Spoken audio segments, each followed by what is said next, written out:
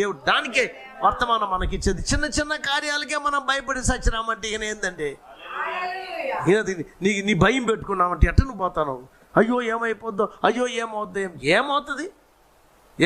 ఆ రోజుల్లో మనుషులు ప్రాణం అంటే అసలు దాన్ని పట్టించుకోలే. ప్రాణానికి చంపురా అన్నాడు.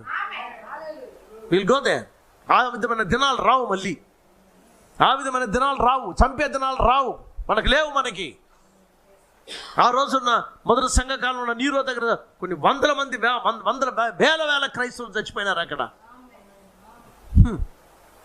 ఎంతమంది చచ్చిపోయినారు.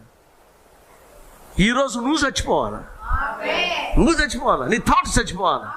ఏ man is as good as his thoughts. వాడి తలంపులు ఎట్టుంటాయో వాడు అట్టుంటాడు. నీ ఆలోచనే నీవు, నీ థింకింగే నీవు.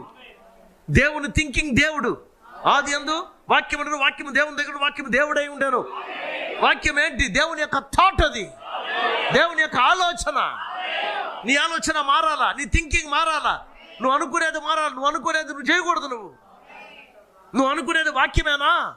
క్రీస్తు మనసు నీలో ఉందా? మీరు నాలోను, నా మాట మీలోనూ ఉన్నప్పుడు మీరు అడిగేది ఏదో మీకు ఇవ్వబడుతుందని వాక్యం చెప్పలేదా?